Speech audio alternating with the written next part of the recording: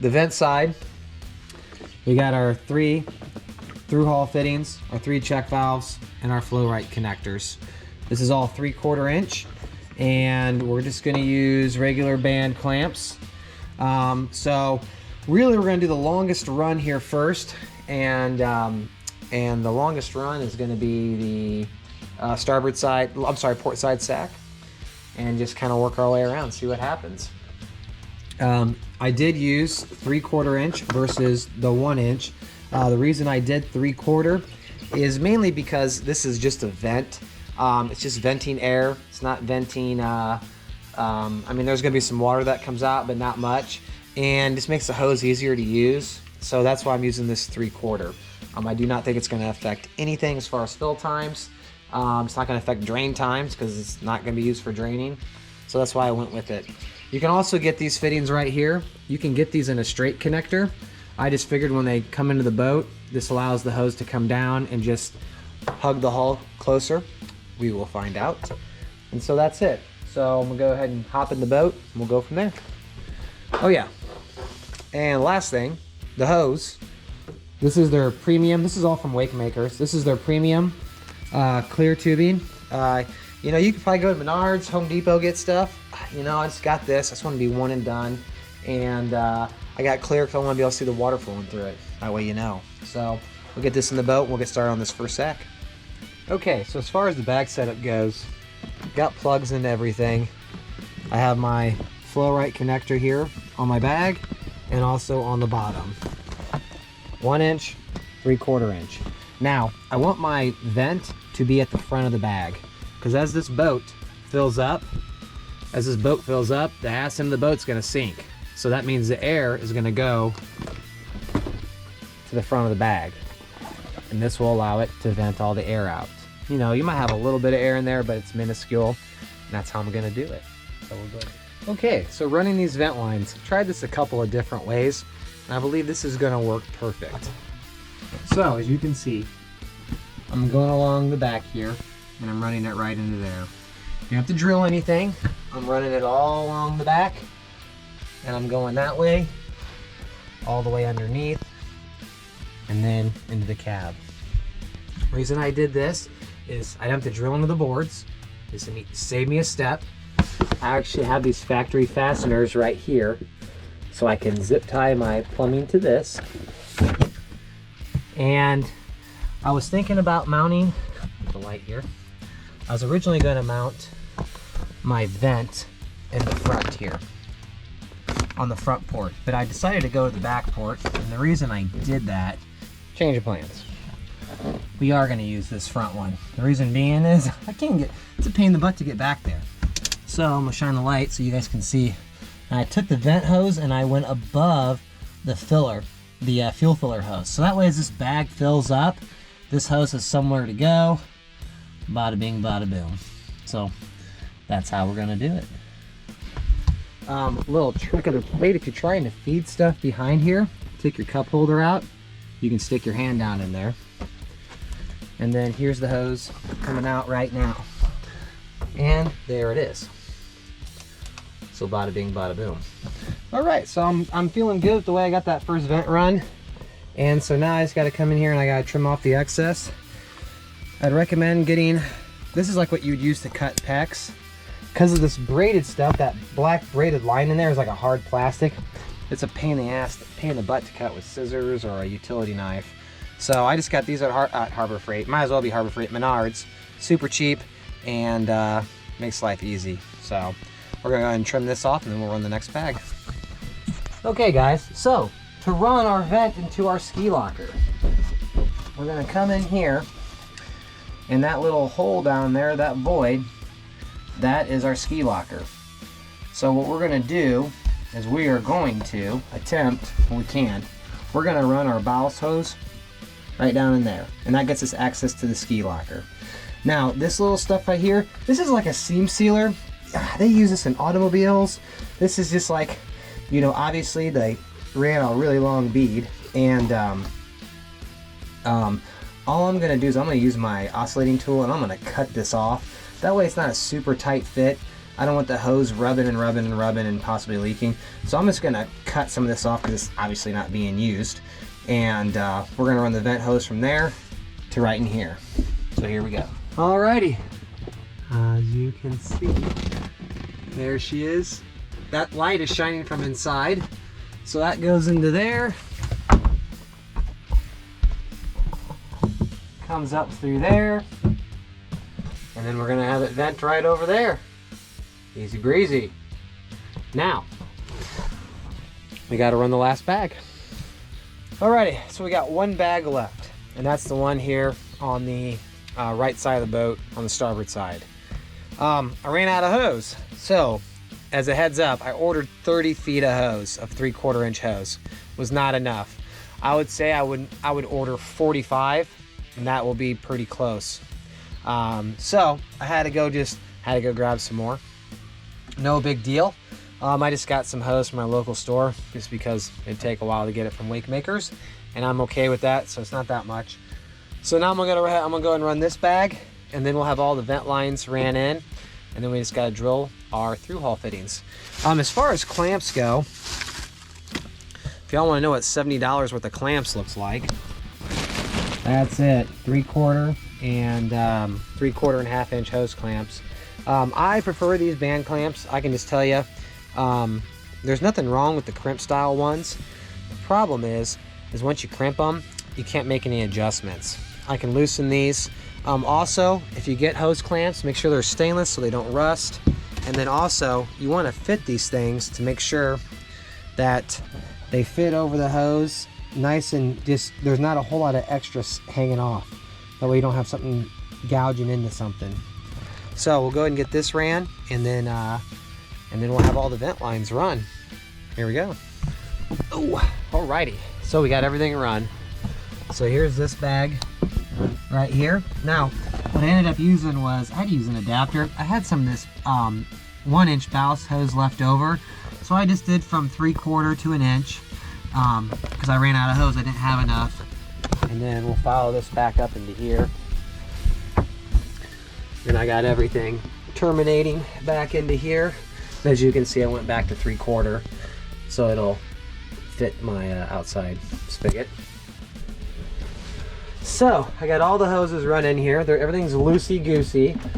So now what I gotta do is I gotta go outside, and again I'm gonna use the drain for the locker over there as my guide, and then this little bump that's right there I'm shining the light on, that's the rub rail. So I got this whole spot right here which I can go I got this whole area right here that I can use, and that's what I'm gonna do.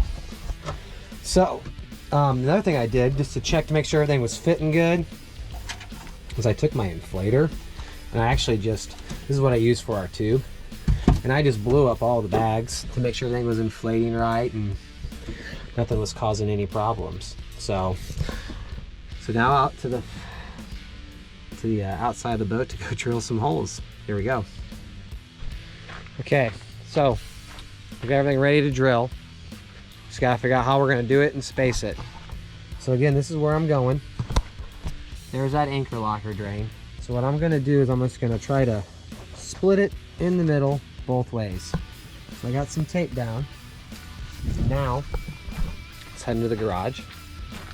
Here you can see, these are my 2 drains, 3 vents.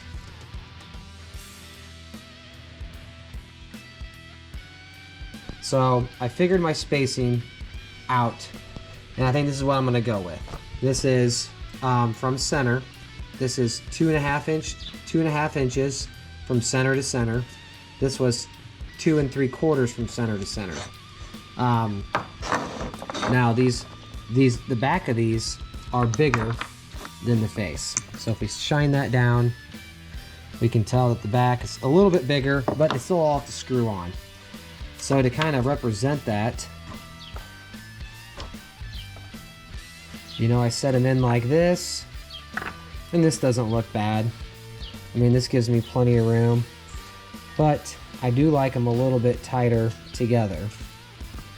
I don't know what I'm gonna do yet. You're gonna see as soon as I start drilling, and I'll let you know. So I have to ponder now. So here's what I'm gonna be doing. I got my holes all marked and measured. 1, 2, 3 for the vents, 1, 2 for the drains, or actually the drains will be back here. We got everything taped up and everything's ready to go. To do this, we're gonna do a couple of things. Number one, we're gonna drill pilot holes. Now, my hole saw bit here is 1 inch and 5/16. This is what Wakemaker says to use. I double checked it by drilling into a piece of wood. Even though you do put it does have a little pilot hole bit, I still drill just to keep the bit from walking. I still take a 1/8 inch drill bit and I'm gonna drill a pilot hole in all those holes. That way we know we have it. And then I'm gonna get the drill bit going. We're gonna run it in reverse on the gel coat and then we'll cut through. And that's about it. I'm gonna chuck this camera up on my head and we'll get to it.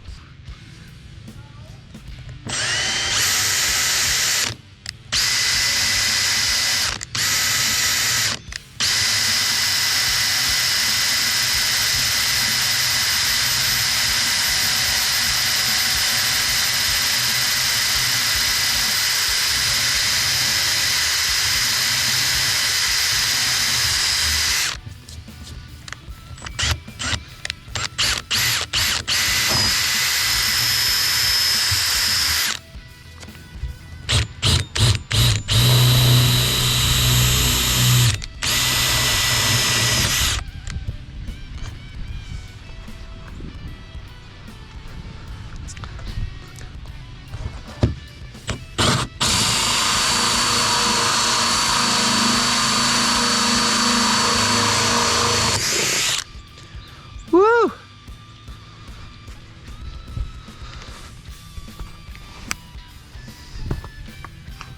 There you go. There's your hole.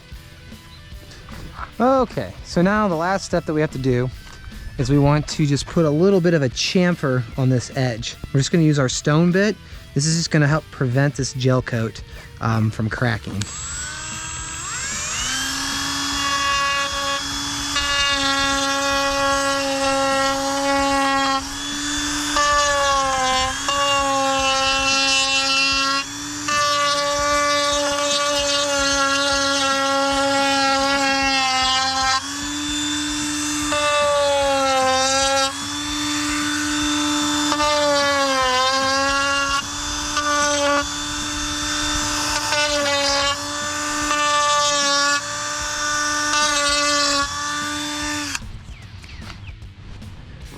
All right.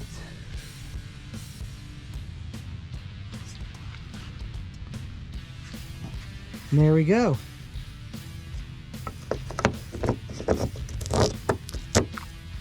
Booyah. So we have one last step that we need to do. And that last step is we're gonna put some sealant on this and around here. Now we're not gonna use 5200, that shit should be illegal. We're not gonna use 4200, we're gonna use RTV. This is above the water line for the most part, and unless it gets splashed on. So we're just gonna use some clear, not RTV, some clear silicone sealant. Just like you'd use outside on your house, tub and stuff. And then that way if we have to pull these off, we can pull them off. This chrome shit goes bad. It's not really chrome, it's like fake chrome plastic. We can service all of this, and that's what we're gonna do. Anything, you can go to Harbor Freight, not Harbor Freight, don't go to Harbor Freight. Walmart, Menards, Lowe's, whatever. Just get clear silicone sealant. So let's go and do that. So we'll do this one first. We'll just do a little bead. Put this one in my pocket as well. Not putting much on here. Ain't trying to really make a mess with it. But I'm just doing a bead. Like that. So that way, when this gets pushed down onto there, it's gonna seal up.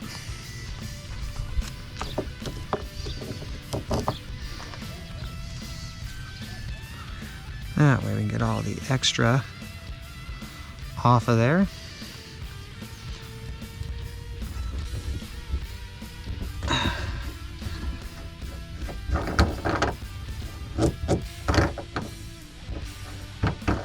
There we go.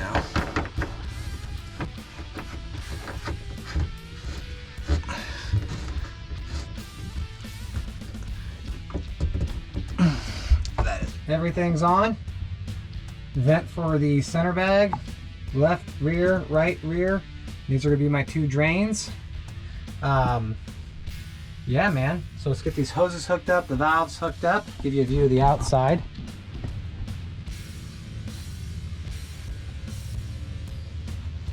There you go, there's the outside view. Looking nice. I'll be honest, I'm gonna probably have to change all these black ones because that chrome looks way better. It looks just like the Malibus. I think I'm about to do the same for these. And the bilge as well. I think I'm about to get them all looking chrome. So we have a total of 1, 2, 3, 4, 5, 6, 7, 8, 9, 10, 11, 12 holes on one side of the boat. It's fine. I'm not worried about it. All is good. Alrighty, so let's get these hoses hooked up. We'll go from there. All right, we are done. The vent side is done, plus the through-hull fittings for the drains. Everything's got check valves, everything's ran. We got our bag in the ski locker, our 2 side sacks. We are good to go. So that concludes part 1 here of the vents. Next one's gonna be mounting the pumps, running the fill to the bags from the pumps, and then maybe do the freshwater intakes in that one too. We'll find out. But that's it, guys. So stay tuned. Thank you. Bye.